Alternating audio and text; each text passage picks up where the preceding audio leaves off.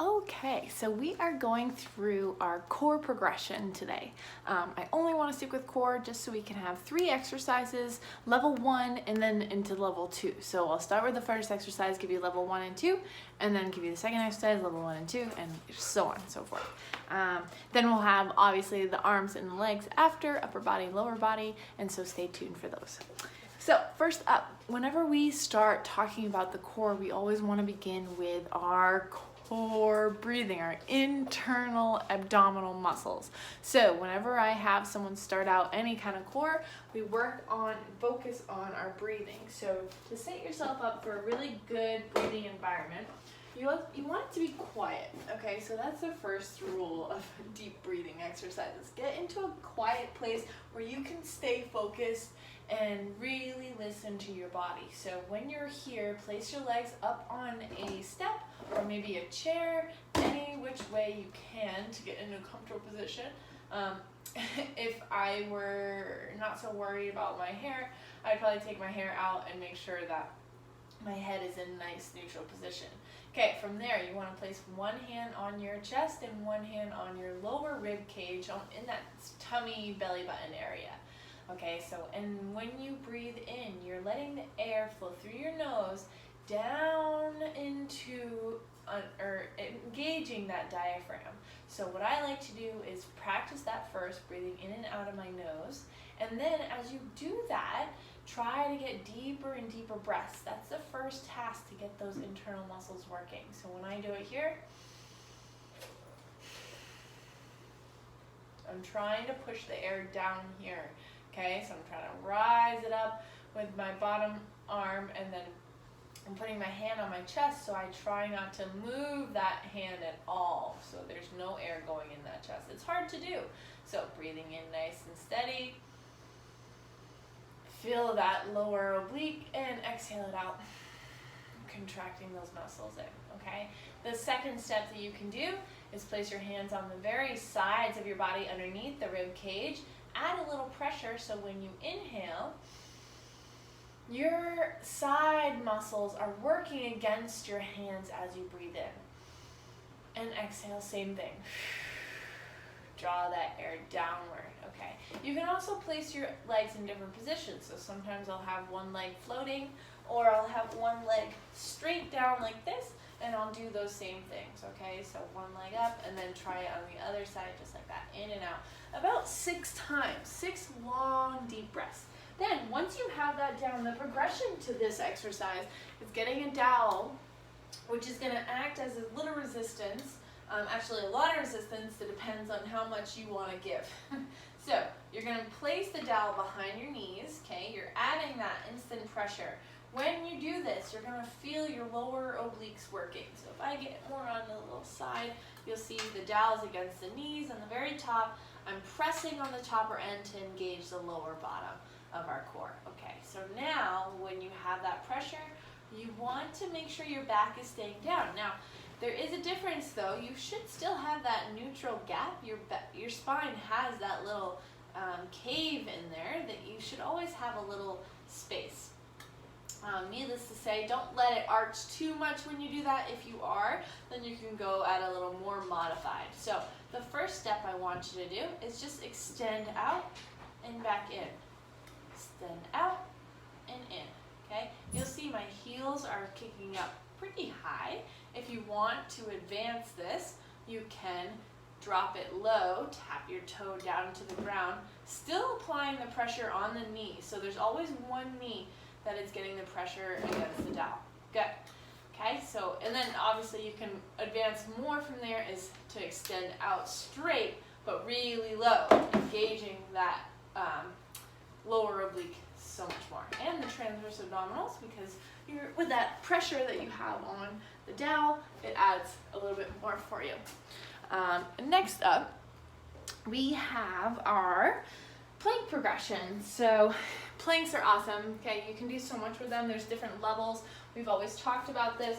So you can start with a standard plank. I'll show you that first so you know what a plank is supposed to look like. Here, okay? You're on your elbows, shoulder width apart, arms are straight, palms are down, or you can keep thumbs up, whichever you prefer, and you're holding this, okay?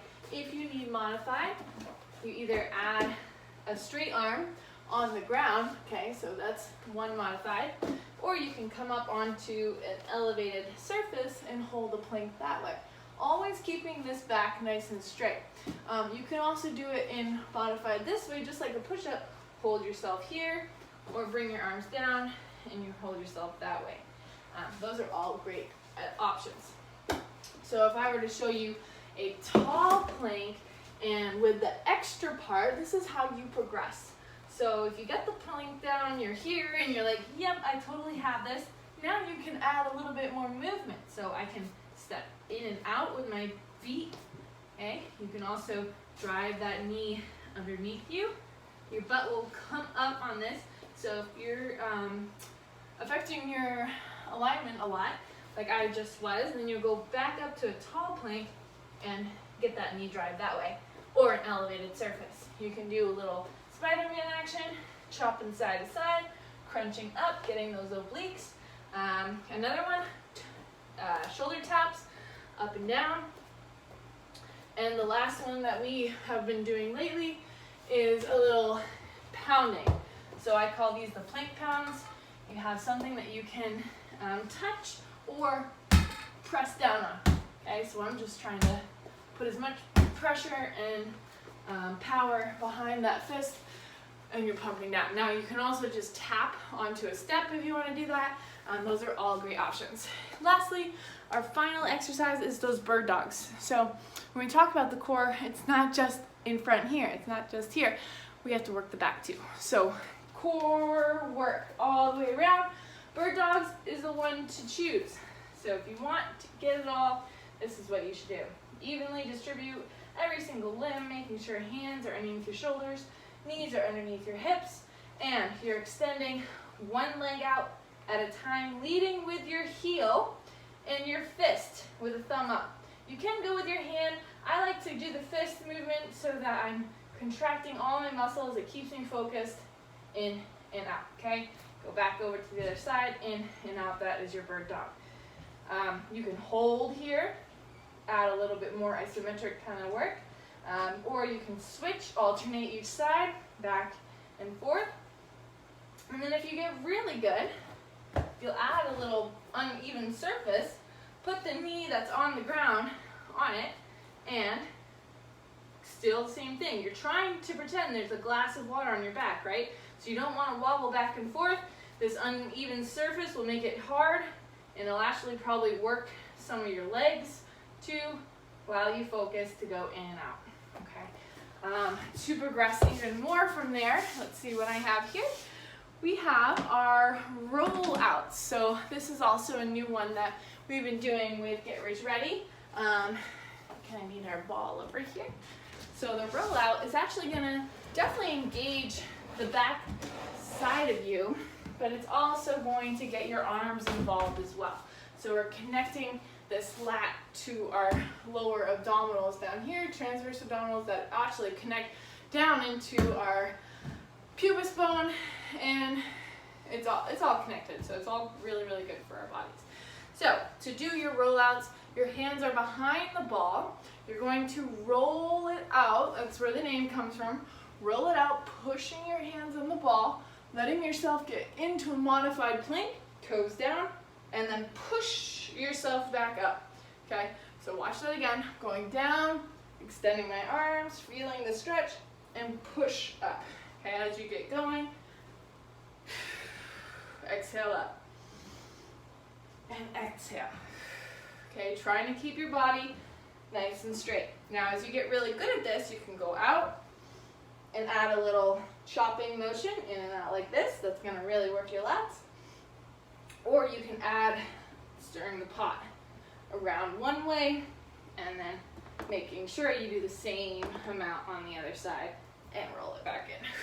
Whew. Okay, so that is your first set of core progression.